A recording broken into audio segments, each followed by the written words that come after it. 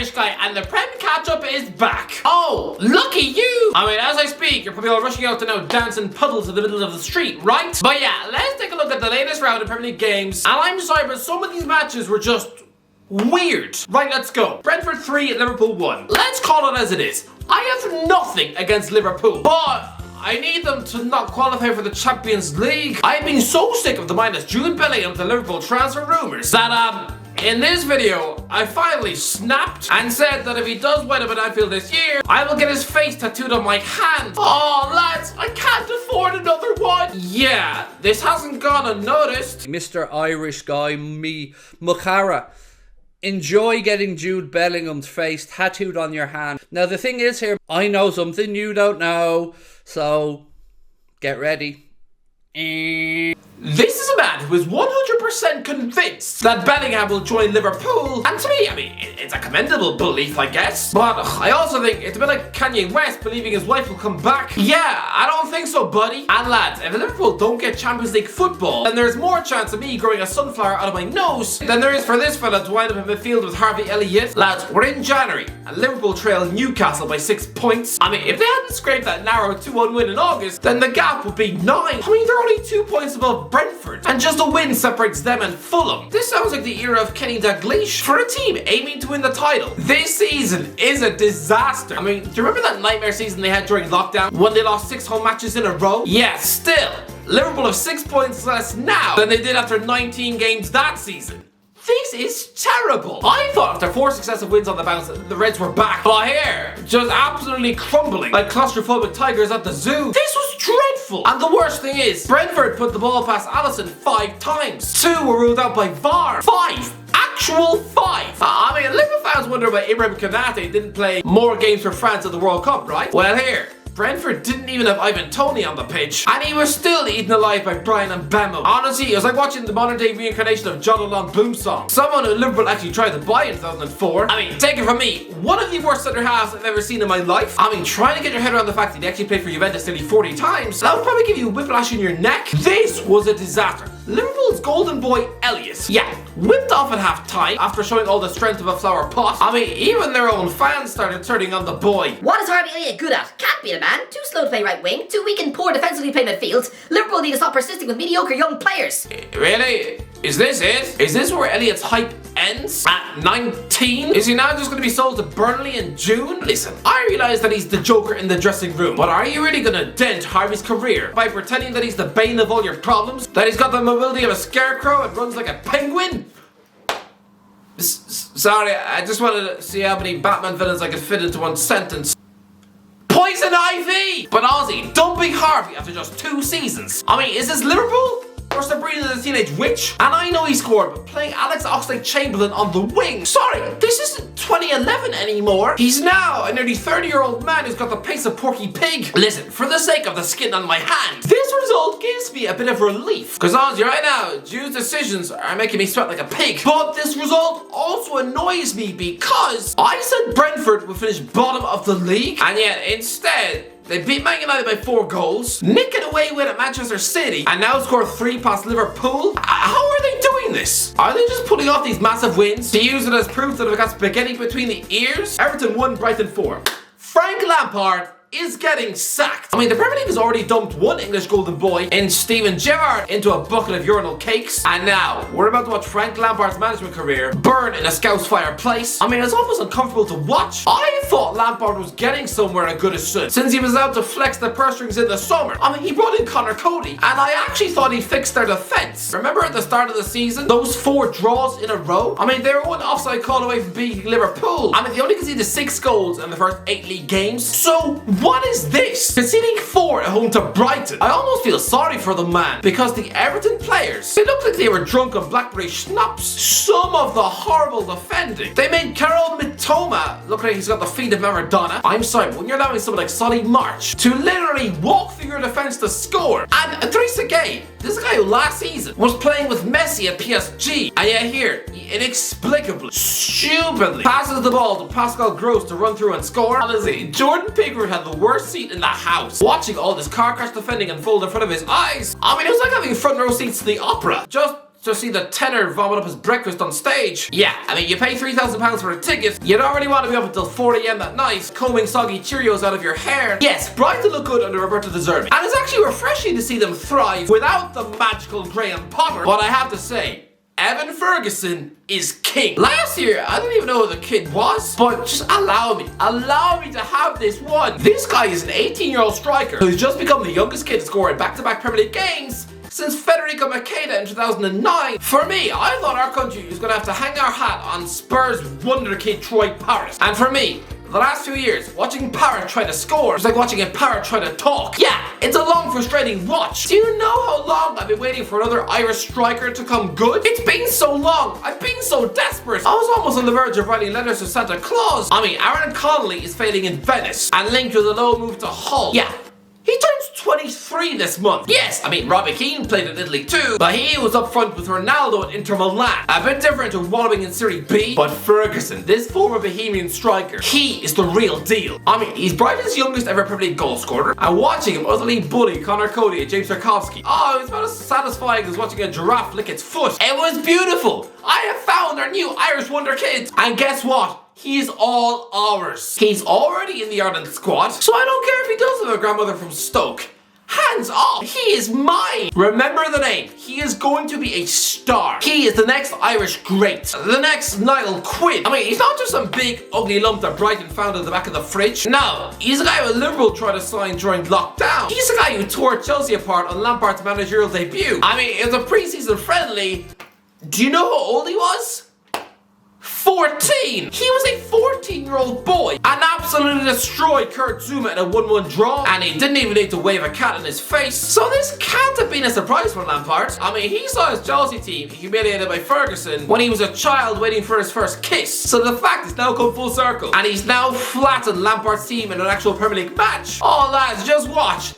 This is going to be the era of the Irish Fergie. Arsenal 0, Newcastle 0. Newcastle United have not lost a game since August. It's January the 5th. Does somebody want to explain to me what on earth is going on? If Fabio Carvalho had not scuffled in a 98th minute winner at Anfield, then Newcastle United would be on course to be the next Invincibles. You know, the same Newcastle who in 2021 went nearly 7 months without a win.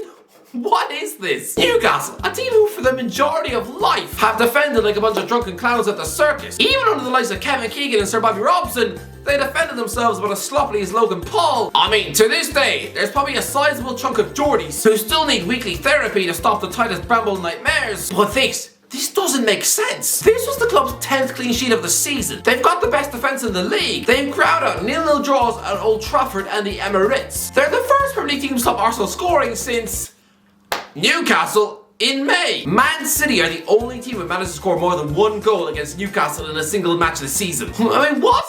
They began last season by conceding 4 at home to West Ham. Brentford came to this ground and scored 3. They lost 4-0 twice in 1 month. Anyhow, I don't understand. The narrative was that this fella, while Bournemouth coach, was a decent ball-playing manager, yes, but didn't know how to organise a defence. I mean, the guy had Nathan Ake in his back 4 and it still went down. That horrible season in 1920, they were losing 3-0 at home to Watford, getting bussed up 4-0 at West Ham, even letting a stale Newcastle team under Steve Bruce score 4 on their patch. I mean, the previous season, they lost by 4 at Burnley and let in 5 at Crystal Palace. I will hold my hands up. I thought Eddie Howe was about as defensively sound as a faulty toilet, but actually, give him the right tools, and he's one of the greatest defensive coaches in the sport. As far as 0-0 matches go, this is actually a pretty good watch, even though the referee was the drama queen who had an obsession for yellow cards. Sure, the Arsenal fans will be frustrated watching this. They'll probably have each angrily smeared a pie in their face at half time, but still, I have to say, for Newcastle, this time last year they were nailed on for relegation, right? But now, they haven't actually lost a game inside 90 minutes since a trip to the Etihad in May, and they're doing all this with Dan Burn at left back. It almost defies belief.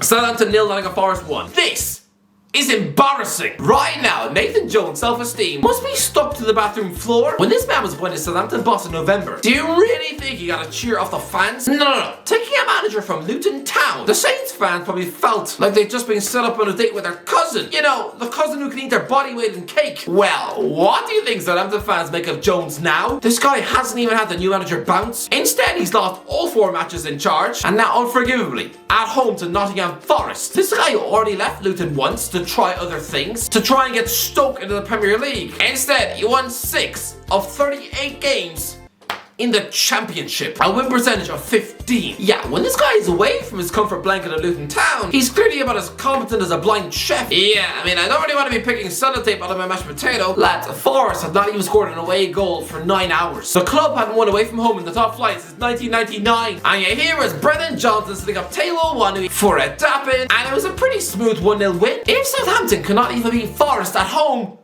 who can they beat? Southampton, it's not too late. Call Jones into your office. Tell him in no uncertain terms that you've decided he's got all the authority of a muesli pie and chuck his contract in the fireplace. Ring Sean Dyche. Get him on the phone now. He will keep this squad up. I mean, if that's not ambitious enough for you, then okay. Why not Ronald Koeman again? I mean, yes, he's just taken up the Holland job again, but on a part-time basis, why not? Is he not worth a phone call? Because Jones, do you think this failed Stoke coach has any respect in the dressing room? No, he's like a lifeless Chucky doll with the tactics of vanilla ice cream. Honestly, Southampton, Koeman or Dyche? Either one. Aston Villa 1, Wolves 1. This is weird. Aston Villa versus Wolves is usually just some muddy, unfashionable Midlands derby. I mean, when I was growing up, this was usually a tactical battle of wits between Martin O'Neill and Mick McCarthy, 2 Ireland coaches. Now, suddenly, we've got the former manager of PSG trying to deal with a former Real Madrid coach. This is a managerial glow up in the dugout. I'm sorry, but doesn't it just show how the Premier League is dripping with cash? That we've got Unai Emery and Julian Lopetegui agreeing to go and live in Birmingham Flats? I'm gonna say this. Wolves impressed me here. This was not a performance from a team second bottom of the league. The full work from Daniel Podence for the opening goal. It was like watching David Silva in the flesh. To be fair, Danny Ings then leveled the match with a decent finish. Although, to be fair, it did help him in that moment that Jose Sa slipped, like a panda in roller skates. But yeah, I mean, the assist was very Route 1 long ball. Mings to Ings. Sounds like a Sam Allardyce blueprint mixed with a Dr. Seuss book. But as this game was all about one man. Last minute of the match, Leon Bailey skips around Sa, tries to pass it into the net, and rolls it wide. And then he absolutely buckles to the floor, looking like someone who's just seen his pet dog hit by a bus. But then it gets strange. He was in floods of tears, crying on the turf. Mr. Bailey was so incredibly distraught. I was half expecting an old man called Clarence to buy him a drink. Okay, someone tell me you get that reference. Could anyone tell me what that reference means? No, I'm not talking about Clarence Seedorf. But listen, Bailey, he didn't even apologize on Instagram. No. Calm down, Leon. It wasn't even that bad a miss. The guy was off balance when he hit the ball. I mean, it's not like this is a Hall of Fame entry for the worst Premier League misses of all time. To be fair, Rebecca Vardy's already won that award. No. It's that there was even a defender blocking the goal. So honestly, yeah, right now, he's probably got bloodshot eyes and a pounding headache after probably only getting about 20 minutes of sleep. He probably spent all of last night just shoving ice cream down his throat whilst watching Bridget Jones and listening to JLS. But honestly, Leon, it's not that bad. Just relax. Crystal Palace 0, Tottenham 4. I can't work Tottenham out. 1 minute. The Antonio Conte show is in crisis. The team can't spring 2 passes together, and Conte looks like a fed up granddad who's ready to throw pudding at the nurse. But then the next minute, they're traveling to Sellers Park and winning 4-0. Listen, this was a great Tottenham win, but something is wrong with Crystal Palace. Since the World Cup ended, they've had 2 games at home and lost by an aggregate score of 7-0. Don't think for 1 second that Patrick Vieira won't be having a rotten new year. Honestly, this is a former Arsenal captain. So losing to Spurs by 4, you would assume he probably went home and screamed into his microwave. Although according to Harry Redknapp, the guy actually wanted to sign for Spurs in 2010, so maybe it wouldn't have actually hurt that much. But still, 2 goals for Harry Kane, 1 apiece for Matt Doherty and Son Heung-min. This is a pretty perfect away win, but honestly, Palace, for the home fans, packed into this stadium, this must have stung like when he tried to kiss a bumblebee. Man United 3, Bournemouth 0. Easy Man United win. Bournemouth's form has fallen off a cliff, and if they don't wind up relegated after this, I'll eat shepherd's pie off the bonnet of a stranger's car. So yeah, 3-0 win over them isn't all that impressive, but it's still a solid result. I mean, this is a weird match. For one thing, Aaron Wan-Bissaka played over an hour at right back. I assumed Erik ten Hag looked at this guy the same way a vegan would look at steak. And similarly, Donny van de Beek actually starts in his actual preferred number 10 role. This is all just so very odd to watch, but it worked. A 3-0 Man United win. Although I'm sorry, but Lisandro Martinez waving his World Cup medal in front of the home fans? No, I mean, Emiliano Martinez did it at Villa Park too. Can the World Cup winners please just leave their medals at home? Yeah, I mean, you know this isn't Argentina, right? These are English stadiums. And your medals are just a reminder that they failed in the quarter-final. Have they not realise that England and Argentina is a pretty bitter, nasty rivalry. Leeds 2, West Ham 2. West Ham needed this. Oh, how they needed this. Just any result to stop the rot. David Moyes could not afford to make this 6 defeats on the trot. But to be fair, this was a great game. Wilfred Ngonto was absolutely electric for Leeds up front and battered in a brilliant strike. And sure, it was a pretty cool penalty from Lucas Paqueta, but he is someone who looks so out of place at West Ham. I mean, this is a guy keeping Bruno Guimaraes out of the actual Brazil team. So who said he was to give him a 5-year deal at West Ham? It makes no sense. A move to Barcelona or PSG, sure, but just drag him in to replace Mark Noble?